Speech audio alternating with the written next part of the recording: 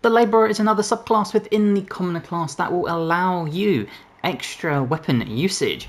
We gain basic proficiencies with a whole bunch of other weapons that the other subclasses don't get. So let's go over it. We're going to go combat tutorial, all the items you can need, and of course level by level. So we start with the Commoner mod. Now this will bring you grit as your very first thing, and this is essentially like Battle Master dice. We gain a number of d4 grit dice equal to our Commoner level plus 1. You can expend to add to your attack roll when you would otherwise miss, and you can only add the same number of grit dice equal to your wisdom modifier to your attack roll. Wisdom being the biggest sort of stat for this build. We get rough and ready, so you may not be the quickest, strongest, or the most educated, but the hardships you have lived through have made you especially hardy. While armoured, you can add your constitution modifier in place of dexterity to calculate your armour class, while unarmoured, your AC will be 10 plus your constitution modifier. You also gain strength and constitution saving throw proficiencies, club proficiency, dagger proficiency, quarterstaff, sling, and light armour proficiencies. Then that brings us to the Labourer. So strong as an ox, use your brawn to keep your village running. Often experts in their chosen tool and little else, labourers aren't afraid to put their body on the line to see a task to its end. Now the first ability we gain with this is Bulky. Spending your days in manual labour has made you strong and hardy like the great beasts of the fields. You gain an extra hit point with every commoner level. Additionally, your carrying capacity is 5 times its usual size, which is massive for traversing. You also gain True Craftsperson. So we now gain proficiency with maws, warhammers, great axes and battle axes, giving us a huge variety of items we can use. For your ability points, we're going to have 14 strength, 10 dexterity, 16 constitution, 10 intelligence, 16 wisdom, and 8 charisma.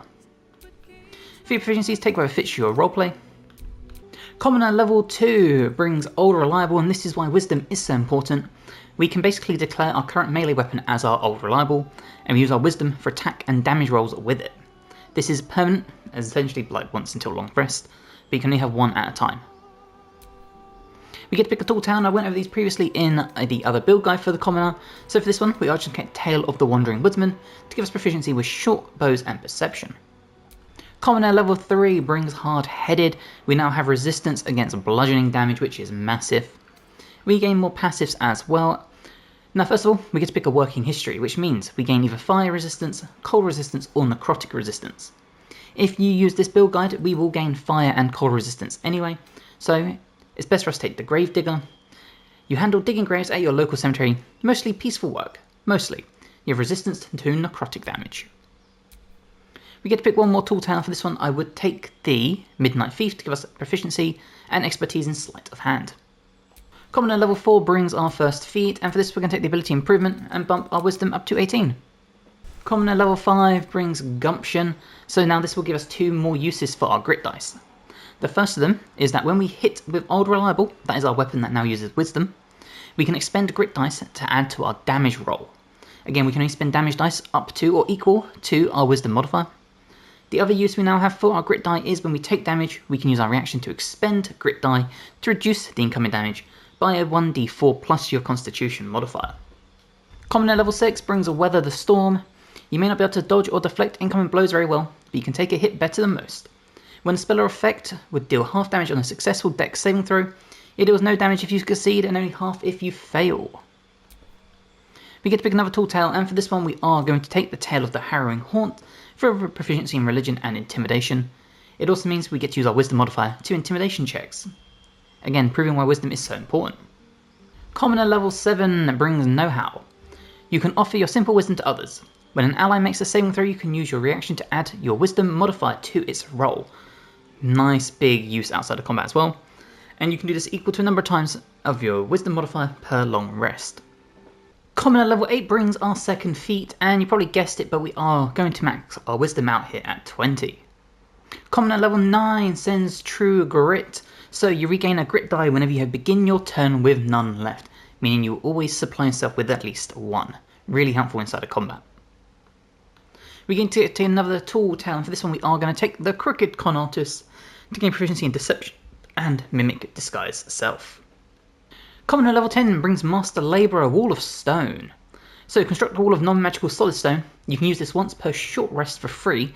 After that it will cost 5 grit dice, but you cannot do this in the middle of combat, so bear that in mind. Commoner level 11 brings Common No More. You've achieved the utmost pinnacle of what a commoner can be. Your grit dice are now D6s, and you're going to hit additional 10 hit points. And finally, commoner level 12 brings our final feat. And for this one, we are going to come down the bottom, and we're going to take Savage Attacker. So when we make melee weapon attacks, reroll our damage dice twice and use the highest result. If you wanted to forego this, you could go with something like Alert for the +5 to initiative and not being able to be surprised. When it comes to equipment, we're going to start with the Mask of Soul Perception for a +2 bonus to attack rolls, initiative and perception checks. It'll also give us Detect Thoughts. We're going to take the Cloak of Protection for a +1 to armor class and saving throws. The Disingrained Nightwalkers so we cannot be enwebbed, entangled or ensnared or slip on ice or grease. We're going to take the the Elegant Studded Leather, very light armor, +2 to initiative and a use of shield. We're going to take the Gloves of Dexterity to set our dex score to an 18 and a +1 to attack. The Shifting Corpse Ring for use of invisibility and blur. The Ring of Protection for a +1 to armor class and saving throws. For a amulet, I forgot to equip it, but we are going to go with the Amulet of Baal when I see it on my list. Essentially, this means when we attack an enemy that doesn't have, that does have full hit points, we'll inflict bleed upon them. For a weapon, I've gone with the Halberd of Vigilance. It's really good damage, another +1 to initiative and advantage on perception ability checks. And when we make an attack as a reaction, we make it with advantage. And then when it comes to a ranged weapon, because of our class abilities we took, we are going to take the Dark Fire Shortbow. This will give us resistance to fire and cold damage, meaning we're free to take that necrotic one when we're doing our character, and we gain haste. So that's the build. Let's go find some combat and check this out. Now, as you remember, we do have some abilities we can do. So we've left camp. The first thing we are going to do is Old Reliable, and this will mean if we pick the Wisdom option you see here, our Halberd will now use our Wisdom for attack and damage, which is what we want.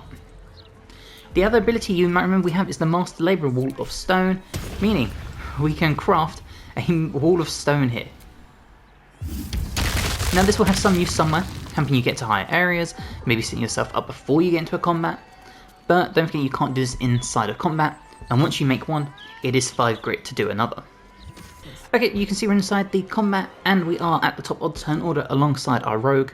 So the first thing we're going to do is we're going to just pump out a very base attack so you can see the damage output we have. If we attack Skeeve, you'll see we do some solid damage. We've got the Force on top, we cause the bleed because he has full hit points, and we can spend our grit die to do extra damage. So if we spend 2 grit die, you see we did an extra 9 damage and we still have 11 grit left to use. But this is where you will see some of the limitations of the commoner, is the fact that they don't have many attacks. So the economy here isn't amazing. For example, if we take Skeeve again, we can do 1 attack, which unfortunately missed, but regardless, pretend we hit. That is our whole round done. So the commoner is it's a harder playthrough, it has less action economy, but if you are looking for that sort of like 0 to hero playthrough where you go from being weak to kind of strong, this does have that roleplay aspect to it. You'll see more bleed on the enemy there, and we did get a nice big miss, but then they have hit us. So again, it's our round, let's get our attack going. We'll spend some more grit die, we'll do 3 this time. Extra damage, but again, that is our action or our round gone. Which is why things like bleed on the attacks is super helpful, having that extra force damage is super helpful. That's why I like taking the tool tail that allows me to use the bow and haste on that bow with the Dark Fire Shortbow, as this will give you just a little bit more action economy. And obviously if you lose concentration, you are going to lose that action economy, but having it for now to be able to come in and do things such as just get that second attack really does benefit you when it comes to this playthrough. Right, now we still have our haste going, so let's go down here, and you're going to see just a slight difference that having that extra action economy per round is. For example, we get this, we get the crit, let's do another 3. And we get another crit, we'll do 1 more dice, and you see we've almost wiped the enemy out. We've got the bleed, which will kill them off, but that 1 extra attack has made all the difference. So the commoner is it's a much harder playthrough, you're going to have a lot less utility with it, but for roleplay aspects it is phenomenal. So that is the commoner class, and more importantly the labourer subclass. Like I said, it's really fun for roleplay aspects, but there's just not much utility with it, so you do have to sort of pick and choose your items carefully. So really hope you've enjoyed this video. If you have, please drop the episode a like, helps me tremendously, and check the mod out because it is awesome. If you're ready, please subscribe to the channel as well. It helps me tremendously. I've got more guides to Baldur's Gate, to Wuchang Fallen Feathers, Dragon Age, Elden Ring, Sacred 2 Remaster, Elden Ring Night Ring, basically all the amazing RPGs you could ever need. And hopefully I will see you in the next one. Bye guys.